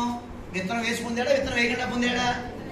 అబ్బా ఆశ దోష విత్తనాలు వేయకంటే పంట ఎలా అవుతుంది? విత్తనాలు ఎత్తుకోవాలి మనం. ఎత్తుకోవడం మనకు వస్తే కోత మనం కోసుకోగలుగుతాం. ఎత్తకండగా ఏమండి మనం చల్లకండగా పంట మనకు వస్తుందండి. అక్కడ ఎత్తకండగా జల్లకండగా కోసామంటే మనం తీసుకెళ్ళి సెంటర్ చేయలేం. దేవుడికి అది మంద కాదు కాబట్టి దేవుడికి స్తోత్రం. ఇప్పుడు విత్తుకుంటున్నామేమో, రాబోయే దినాలు ఏం చేయబోతున్నామంటే అండి, అబ్రహాము విత్తాడండి. ఎంత ముగ్గురు వస్తే దూడ పోసాడండి. అంత అవసరమా? ఏమంటే అంత అవసరమా? ముగ్గురు వచ్చారండి, 1 కిలో పెట్టండి, ఎన్ని ఎత్తారండి అంటే ఎండాలి, ఎన్ని ఎత్తారండి, వచ్చిన వాళ్ళు ముగ్గురండి, కోసిందేమో ఒక 50 కిలోలు దూడ కోసండి. దేవుడికి స్తోత్రం. సమృద్ధిగా ధారాళంగా విత్తాడేమో. 40 సంవత్సరాలు తన పిల్లలకి దేవుడు సమృద్ధిగా కురిపించాడే, కురిపించలేదండి. ఈ రోజు మనం ఎత్తుకుంటామేమో, తరతరాల బ్లెస్సింగ్స్ మనం కోసుకుంటాం. మనం మన సంతానం మన భూమి మీద ఉన్నా లేకపోయింది. దేవునికి స్తోత్రం. ఇక్కడ ఇస్సాకు విత్తనాలు విత్తాడు. అది ఏ స్థలంలో విత్తాడంటే అంటే అది ప్రతికూల వాతావరణం, అది కరువు ప్రాంతం. ప్రజలందరూ కరువుతో కట్టకట్లాడిపోతూ ఏమంటే పంటలు లేక ప్రాణాలు కోల్పోయే పరిస్థితిలో ఉన్నారు. ప్రాంతాలు విడిచిపెట్టే పరిస్థితిలో ఉన్నారు. అటువంటి సందర్భంలో అయ్యా మా నాన్నగారు కరువులో వేరే రూట్కి వెళ్ళిపోయారు, మేము కూడా వేరే ప్రాంతానికి వెళ్ళిపోవాలనుకున్నాం అయ్యారు అని దేవుడి దగ్గర అది వెళ్ళొద్దు. ఎక్కడికి వెళ్ళొద్దు? ఫిలిష్తీన్ దేశం వెళ్ళొద్దు, గెరార్లో ఉండు. నేను చెప్పిన మాట వినమని కానీ చెప్పిన మాట చెప్పినట్టుగా విన్నాడు లేదండి. అక్కడ ఆయన మీతో చెప్పినది చేసిందే చేయలేదండి. అక్కడ వాళ్ళు చేశారు, నీళ్లు ద్రాక్షరసంగా మారిపోయింది. ఈయన చెప్పింది చెప్పినట్టు చేసాడు. ఏంటో కూడా మీసాల్లో ఏంటి దునియార్థం ఏంటి, కొత్తగా నాగలు దుంటాం అలా కాదు ఇలాగా, అలా దుంటాం ఏంటి ఇలా దున్నాలి, ఎద్దులు ఏంటి ఇలా ఉన్నాయి, నాగలు ఇలా దునకూడదు, తూర్పు నుంచి దునికి రావాలి, ఏంటి ఇలా ఉత్తరాన్ని దునికి వెళ్తాం ఏంటి, పోతాను అనేక మంది ఉంటారు కదా. ముదురోళ్ళు ఉంటారు, ముదురాంటీలు ముదురాంకుల్స్ ఉంటారు కదా అక్కడ. వాళ్ళందరూ రకరకాలనే ఉంటారండి. అయినా సరే ఇస్సాకు ఎవరి మాట పట్టించుకున్నాడండి? యేసయ్య మాట పట్టించుకున్నాడు తప్ప మనుషుల మాటను ఎక్కడా కూడా దున్నుతూనే ఉన్నాడు, విత్తనాలు వేస్తా ఉన్నాడు. కొన్ని నెలల్లో 100 ఫలం వచ్చేసింది. దేవునికి స్తోత్రం. హల్లెలూయా. ప్రతికూల పరిస్థితుల్లో కూడా ప్రభు మాట వినగలిగితే, ఏమండి ప్రతికూల పరిస్థితుల్లో మనుషుల మాటలు నువ్వు పెడచెవిని పెట్టగలిగితే, ప్రతికూల పరిస్థితుల్లో కూడా నువ్వు కష్టపడగలిగితే, మనుషుల మాటలను డిలీట్ చేసుకోగలిగితే, దేవుడి వైపు చూడగలిగితే, దేవుడి వాగ్దానం నమ్మగలిగితే, లోకమంతా కటకట్లాడిపోతుందండి. జరుగుతుంటారా? మన మతానికి ఎదురుంటే ఎలాగండి? అతనితో కలిసిపోవాలి. కానీ ఇక్కడే క్రైస్తవులు దెబ్బతినేసాం. పరిశుద్ధ విషయంలో కానీ అనేక విషయాల్లో ఏమండి అందరూ వెళ్ళినట్టు వెళ్ళిపోతే మనకి ఎలా తేడా ఏంటండి? అవునా కాదా? ఏమని సాక్ష్యం చెప్పాడు అమ్మను? ఏమంటే రాజుగారు వీళ్ళండి వీళ్ళు విధులండి యూదుల యొక్క విధులు సకల ప్రజల విధులకి తేడాగా ఉన్నాయి. ఇప్పుడు తేడాగా ఉంటాయి. నీకు నచ్చకపోతే రోజు పట్టలేదంటే మా విధులు మారే అన్నాడు. మొదటే ఉరుకోయ్యా జైలు అన్నాడు. ఏమి లేదు, కొట్టివేయబడ్డా. దేవుడికి స్తోత్రం. ఎవడోయా మేము యూదులో యుద్ధం జరుగుతుంది కానీ జెలెన్స్కీ బతుకున్నాడు, చనిపోయాడండి. కొత్త చోట్ల బోర్ కొట్టేసి ఉంటుంది మీ అందరికి. జెలెన్స్కీ ఉన్నాడా, అయిపోయాడా? టీవీతో కూర్చోతాను, మంచిది. దేవుడికి స్తోత్రం. ఆయుష్ మీకు పెరుగుగా. దేవుడికి స్తోత్రం. కూర్చొని చూడరు, దాని బదులు ఇంకేంటన్నది ఏదో పువ్వు అంటున్నారు. ఈ మధ్యన పాస్టర్ చెబుతున్నాడు, అది విశ్వాసం అందంటండి. పాస్టర్ టైం పెట్టదండి, ఆ రోజు ఏదో వస్తుందంటండి, ఏదో పువ్వు అంటుంది. ఆ టైంకి ఎందుకంటే ఎండ కదా, ఎండ కాదండి. సరే ఎండ ఏంటి, ఎండ కానీ సరే ఎండలు ఏం చేస్తున్నాను చూస్తే ఆ టీవీ కాడ ఏదో అది ఏమండి ఒక పువ్వు ఏదో పువ్వు అంటండి. ఆ సేల్ చూస్తున్నారంటండి. మీ సంగతి ఇలా ఉందని చెప్పేసి ప్రభు టీవీలో పేరుకోవాలన్నారండి. దైవజన్ ప్రార్థన చేస్తున్నారు, దేవుడు వింటాడంట. అర్థమానండి కానీ అనవసరం వాడికి కానీ అవసరం వింటాడండి. ఆ ఊళ్ళో ట్రాన్స్ఫర్ ఏదో అయిందంట, మొత్తం పోయింది. దేవుడికి స్తోత్రం. చూసారండి, అంతే ఒకసారి. దేవుడికి స్తోత్రం. టీవీ బిల్ బాధ మీకు, అది అవసరం మనకి? టీవీ మనకు అవసరమా? అవసరమే కాదు, జస్ట్ ఒకటి పడుకున్నది, లేకుండా బతకలేదా? మాకు టీవీలో మేము చెడిపోయామా? మా తమ్ముడు అనయా నీకు జనరల్ లేదురా నీకు అన్నాడు. చాలా సంతోషం. దేవుడికి స్తోత్రం. మా అమ్మగారు సమయంలో ఇప్పటికీ టీవీ ఉంటే అందులో ప్రార్థన ఎక్కడండి అంటే మా అమ్మగారు టీవీ నచ్చుతాను, టీవీని కాదు, టీవీ ద్వారా సగం చచ్చిపోయి మనం అందులోనే. మీకు ఎంత పెద్ద టీవీ ఉన్నా మరి మీ వ్యక్తిగత నాకు అనవసరం కానీ దైవజనుడిగా మాత్రం అది మీకు దెబ్బ. మీ ఇంట్లో దేవుడు అంటే రాసుకోండి బైబిల్ అంట. టీవీ ఉంటే మన ఇంట్లో దెయ్యం ధైర్యం చెప్పగలుగుతున్నారా? అయ్యా అవును చూడండి ఒకసారి. ఖచ్చితంగా ఏదో టైంలో మన స్పిరిచువాలిటీ దెబ్బతీస్తూనే ఉంటుంది. మన ఎవరైనా బ్రదర్ అండ్ ఫెలోషిప్ నాగన్న గారు సహవాసం అని అంటే ఆయన చెప్పినమాట. బ్రదర్ అండ్ ఫెలోషిప్ కొన్ని వేల మంది సేవకులు అంటే అన్నాడంట, మా ఫెలోషిప్లో మీరు చేరాలంటే చిన్న మలాంటి విశ్వాస సేవకులు కాదు, నాగన్న గారి కన్నా ఇంకా హై జనాల్లో మాట ఒక 40 మంది 20 మంది ఉంటారంటే మొత్తం ఇండియా వైడ్ మొత్తం ఆ బ్రదర్ అండ్ సహవాసం అంటే స్త్రీలే మాట్లాడండి, పురుషులే చేస్తారు. జస్ట్ స్త్రీలు ఏంటి రావాలి, కార్మికులు దృష్టిలో వెళ్ళిపోవాలి, ఏమైనా పెడితే వడ్డించాలి, తినాలి, కడగాలి తప్ప స్త్రీలు అసలు శుద్ధులు చెల్లించాలి ఏముండదు. దాన్ని బ్రదర్ అండ్ ఫెలోషిప్ అంట. స్త్రీలు వస్తా చేసి కానీ వాయిద్యాలు వాయించు అదే ఆగ్రహం. అందులో అన్నాడంటే ఆయన నాగంగా చెప్పమాట, మీ ఇంట్లో టీవీ ఉందా, కొనిడా ఉందా అని అడిగాడు. కొనిడా లేదు అంటే చూడండి, మా ఇంట్లో టీవీ లేదు, మా ఫెలోషిప్లో మీరు చేరాలంటే సేవకులుగా మీ ఇంట్లో టీవీ. దేవునికి స్తోత్రం. అంటే టీవీ ఉంటే డెవలప్ అయిపోతారని కాదు, మన ఆత్మీయ జీవితాన్ని ఎక్కడోకక్కడ మనకు అంటించడానికి అక్కడ దీనికి కరెక్ట్గా వాక్యమే వింటాం, మధ్యలో డింగ్ డింగ్ వస్తుంది. చూడాలి వద్దా? డిలీట్ చేద్దామంటే డిలీట్ అవ్వదు. ఈ మధ్యన గొప్ప గొప్ప సేవకులు వాక్యం చెబుతామంటే నువ్వు బట్టలు ఏమైనా వచ్చేస్తాను మధ్యలో. ఏ కరమరావు బాబా జామేశ్వరి గారు వాక్యం వింటామంటే ఇప్పుడు వీళ్ళు వెళ్ళిపోతున్నారంటే ఒక ఆయన అడిగాడు, మేమేం చేయట్లేదు మరి వాళ్ళ డాడీ వాళ్ళని. దేవుడికి స్తోత్రం. ఏమండి హల్లెలూయా. కాబట్టి ఇదే దరిద్రం. పరిశుద్ధమైన వాక్యం ఏంటంటే వీళ్ళ మధ్యలో వచ్చేసి ఎన్ని చూపించేస్తున్నారు ఏంటంటే సమాజం ఏమైపోయింది, అలాగా మారిపోయింది. అందుకే అట్లా మనం తెరవేయదు కాక. దేవుడికి ఇంటికి కళ్ళు వైరస్ తెచ్చుకోవడం. హల్లెలూయా. మీకు కొంచెం మాట నచ్చకపోవచ్చు, నచ్చని దాన్ని వింటే మనకు ఆశీర్వాదం. హల్లెలూయా. దేవుడి మాటలు దీవించిన గాక. ఇస్సాకు ఏమంటే ఈ మాట నచ్చలేదు. మా తండ్రి గారు కరువులో మరి ఐగుప్తుకి వెళ్ళిపోయాడండి, హాగర్ని తగిలించుకున్నాడు. వదలబడి వదలలేదు ఆవిడ, పెద్ద మేఘ అయిపోయింది ఆవిడ. అవునా అవ్వలేదండి? అక్కడ ఇంట్లో గొడవలు, పార్టీలు, కొడుకు ఇంకొక ఎగిరియోడు, ఏమంటే సమస్య మీద సమస్య. ఎందుకంటే నువ్వు ఎందుకు వెళ్ళావు కరువులో? అబ్రాము దేవుని అడిగి వెళ్ళాడండి. ఐగుప్తు దేశం కరువు వస్తే దేవుడు పోషించరా? అబ్రాము కరువు వచ్చినప్పుడు ఎవరిని అడిగి వెళ్ళాడు? ఐగుప్తు. దేవుడిని అడిగాడా? దేవుడు ఏమన్నాడా? అందుకే అనుభవించిన కర్మ ఆగర తగిలింది ఆమెని తప్పదు, ఇంకా వదిలిపోదు అని చెప్పేసినప్పుడు ఎన్ని సమస్యలు ఆగర ద్వారా వచ్చినాయి. నా తండ్రి వెళ్ళిపోయి నేను కూడా వెళ్ళిపోయి వద్దు, మీ తండ్రి ఆల్రెడీ దెబ్బతిన్నాడు వెళ్ళొద్దని దేవుడు ఇస్సాకును కాపాడాడు. దేవుడికి స్తోత్రం. అది ఎవరేదో చేస్తే అలా పోవాల్సిన అవసరం లేదు. దేవుడు నడిపింపు తప్పగించుకుంటే నిజంగా అబ్రాహాముకున్న శోధన ఇస్సాకు రాణించాడని దేవుడు కొన్ని సార్లు దేవుడు కొన్ని టచ్ చేస్తూ ఉంటాడు. కారణం ఏంటంటే మన మీద కోసమే, మన దీవెన కోసమే, మన క్షేమం కోసమే, మన కృప కోసమే, మన ఆశీర్వాదం కోసమే. దేవుడికి స్తోత్రం. ప్రతికూల పరిస్థితుల్లో దేవుడు మాట విన్నాడు, విత్తనం వేసాడండి. క్షమించాలి, 100 ఫలము దేడు శత్రువులు అందరూ మిత్రులు అయిపోయారు. కొన్ని సమస్యలు ఉన్నాయి, బావిలు పూడ్చబడ్డాయి, కొన్ని గోల ఎక్కువైంది, మనుషుల గోల ఎక్కువైంది. దేవుడి ఆశీర్వాదం ఉన్నప్పుడు అసూయ మన మీద ఎక్కువ ఉంటుందా ఉండదండి? అక్కడ ఉంటుందా ఉండదండి? దేవుడి దృష్టి ఎవరి మీద ఉంటుందో అపవాది గారి దృష్టి కూడా ఆయన మీదే, మనుషుల దృష్టి ఆయన మీద పూడ్చాడు మొత్తం మీద. లాస్ట్ బాబోయ్ నీతో దేవుడు ఉన్నాడయ్యా, సరే ఈ సాయంకాలం ఇంట్లో భోజనం చేద్దామని శత్రువులందరూ వచ్చి భోజనం చేసి సమాధాన పడి అబ్రహాం ఇస్సాకు చేసి ప్రార్థన చేయించుకెళ్ళాడు. అది ఇస్సాకు రైతు. దేవుడికి స్తోత్ర. రెండంతల ఆశీర్వాదము యోబు, ఏమండి రెండంతల అభిషేకము ఎలీషా, రెండంతల ఏమండి క్షమించాలి 100 ఫలింపు సమృద్ధి చిన్నోడని ఇస్సాకు. కారణం ఏంటంటే దేవుడి మాట నచ్చందైనా విని దీవించబడ్డాడు. మరి అన్నీ అయిపోయిన ఒక వ్యక్తి మనం చూడాలి కదా. దానియేలు గ్రంథంలో చూడండి, ఇది ఏంటంటే మీరు చెప్పాలి. అగ్నిగుండం క్లూ ఇచ్చేసాను మేము. అగ్నిగుండం ఎన్నంతో అయ్యా అమ్మా, అగ్నిగుండం అని చెప్పేసాను మీకు, క్లూ ఇచ్చేసాను. అగ్నిగుండం ఎన్నంత? దానియేలు గ్రంథం అగ్నిగుండం ఎన్నంతలుగా ఉంది. ఇప్పుడు ఫర్నేస్ ఎలా మండుతుంది? లోపల ఫర్నేసా? అయ్యి బాబోయ్, మనం తీసుకెళ్ళి ఎబ్రోన్లో కానీ లేకపోతే మరి ఇంకో సంఘంలో అప్పచెప్పారు. దానియేలు గ్రంథం ఏమండి అగ్నిగుండం ఎన్నంతలండి దానియేలు గ్రంథంలో? ఏమో నా చిన్న ఎవరు చెప్పండి మొత్తం మీద. 3వ అధ్యాయము 19వ వాక్యం.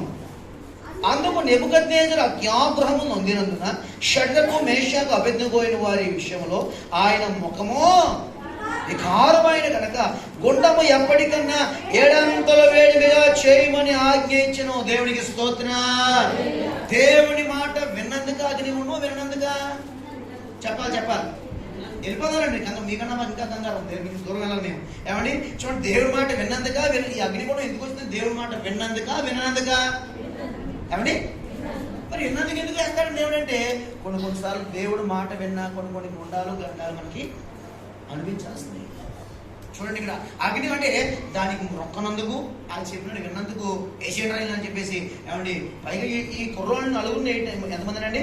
3 వేయటానికి ఎవరు వచ్చారు చూడండి ఇక్కడ 20వ వాక్యం చదువుతాను ఏనండి. మరియు తన సైన్యంలో నుండి బలిష్ఠులలో, అంటే ఈ 3 అగ్నిగుండంలో వేయడానికి మామూలు బలహీన సరిపోరంటే, అంటే 7 అంతలు అగ్నిగుండం అంటే దూరంగా ఉండాలని సరికొట్టేస్తున్నమాట. కాబట్టి అందులో బలం ఎటువంటి వాళ్ళు అంటే బలిష్ఠులలో కొందరిని పిలువనంపించి షడ్రకు మేషకు అబేద్నెగోను బంధించి బంధకంలో పడిన వాళ్ళారా, నిరీక్షణ మూలవాక్యం అది కదా, బంధకంలో పడిన వాళ్ళారా చెప్పాలండి, నిరీక్షణ కలిగి ఉన్నారు. కట్టేసిన అక్కడ ఇస్సాకును కట్టేసాడు తండ్రి గారు పెట్టి, అక్కడ పెట్టేసి పొయ్యి మీద పెట్టి కత్తిపై పెట్టినా సరే మీ ఇస్సాకు పారిపోయాడా, నిరీక్షణ కలిగి ఉన్నాడా? అందుకే మరి బంధకాలు ఉంటేనే 200 ఆశ్చర్యం వీళ్ళు. ఇక్కడ ఈ 3 కుర్రాళ్ళని కూడా బంధించేశారంటే, బంధించేశారు. చూడండి, బలిష్ఠులైన కొంతమంది వచ్చారంట ఈయన పడేయడానికి. వేడి మిగల మండుతున్న ఆ అగ్నిగుండం ఆ గుండములో వేయుడని ఆజ్ఞేయగా. చూడండి 21వ వాక్యం అందరూ చదువుదాం. వారు వారి అంగీలను, నిలువుటంగీలను, పై వస్త్రములను, తక్కిన వస్త్రములను తీయకయే ఉన్న పాటున 3 వేడిమి కలిగి మండుచున్న ఆ గుండము నడుమ పడవేస్తారు. ఏం జరిగింది? రాజాజ్ఞ తీవ్రమైనందున గుండము మిక్కిలి వేడిమి గలదైనందున నన్ను షడ్రకు మేషకు అబేద్నెగోలను విసిరివేసిన ఆ మనుషులు అగ్ని జ్వాలల చేత కాల్చబడి, అగ్నిగుండంలో వేసిన వాళ్ళేమో బతికి అక్కడ ఏదో పేరుపాల బీచ్లో అన్నట్టు ఆడుకున్నారంటే లోపల. వీళ్ళు ఏం చేస్తారంటండి, వేయడానికి ఇస్తే వేసిన బలిష్ఠులైన వారు కాలిపోయి ఏమైపోయారంటండి, ఉస్మానియాలో జాతరలో ఏమైపోయారంటే మొత్తం అవుట్ అయిపోయారు. దేవుడికి స్తోత్రం. కారణం ఏంటయ్యా అంటే అగ్నిగుండము 7 ఉన్నా, శ్రమలు 7 ఉన్నా, బంధకాలు ఏమి ఉన్నా సరే మీరు ఏం కలిగి ఉన్నారంటే ఈ నిరీక్షణ మమ్మల్ని మేము సాక్షులంగానే ఉంటాం. కానీ మేము సభపడిపోము, దేనికి కూడా సాక్షులంగానే ఉండాలి. కానీ ప్రభు కోసం ఎప్పుడూ కూడా సభపడకూడదు, మెత్తపడకూడదు, జౌగు అయిపోకూడదు. దేవునికి స్తోత్రం. రాజా మేము మమ్మల్ని అగ్నిగుండంలో పడేసిన డోంట్ కేర్, మేము అంతే, మేము యూదులు, మా రేంజ్ ఇంతే, మా లెవెల్ ఇంతే, మేము స్పిరిచువల్ మెంబర్స్, అందరిలాగా అడ్డదిడ్డాల మనుషులు కాదు, మేము జీవము గల దేవుని పిల్లలు అన్నారు. దేవునికి స్తోత్రం. దేవుడి మాటలు దీవించును గాక. 7 అంతలు అగ్నిగుండంలో పడేసిన అంటే శ్రమలు 7 అంతలుగా మనల్ని కాల్చివేసిన మన నిరీక్షణ ఇప్పుడు ఏం కాకూడదంటండి, పవర్ తగ్గిపోకూడదు. దేవుడికి స్తోత్రం. అగ్నిగుండంలో వేసినప్పుడు ముగ్గురే, అగ్నిగుండంలో చూసినప్పుడు వేసినప్పుడు ముగ్గురే, కానీ అగ్నిగుండంలో చూసినప్పుడు ఎంతమంది అంటండి? తీశారు. మళ్ళీ తీసినప్పుడు మన ముగ్గురే. దేవుడికి వేసినప్పుడు ముగ్గురు, అండ్ అందులో చూసినప్పుడు నలుగురు, మళ్ళా తీసినప్పుడు దేవుడి మహిమ కలుగాక. వీరి దేవుడే భుజారుడు అనే సాక్ష్యం కొత్త వచ్చింది. ఇదిగో ఎలా చూడండి, వీరు దేవుడితో వేరే దేవుడు పూజించేశారనుకో, నీళ్లు పెంట కుప్పలుగా శాసనాలు మారిపోయినాయి. దేవునికి స్తోత్ర. మనం నిలబడి బంధకాల్లో నిలబడి మన నిరీక్షణ మనం కాపాడుకోవాలి, కానీ ఎన్నంతస్తమే అపవాదిగా పెడితే మనకేంటండి? చేయము మనదే. దేవుడి మాటలు దీవించిన గాక. లేచి నిలబడి ప్రార్థన చేసుకున్నాం. ప్రేమగల దేవా మీకు వందనాలు. వాక్యం ద్వారా మాతో మాట్లాడేందుకు మీకు స్తోత్ర. ఇశ్రాయేలు ప్రజలు బంధకులు నిరీక్షణ కలిగి ఉన్నారయ్యా. కాబట్టి నాయన మీరు మాట్లాడుతున్నారు. ఇదిగో మీ కోటలో మళ్ళా అందరూ నోటీస్ ప్రార్థన చేద్దాం.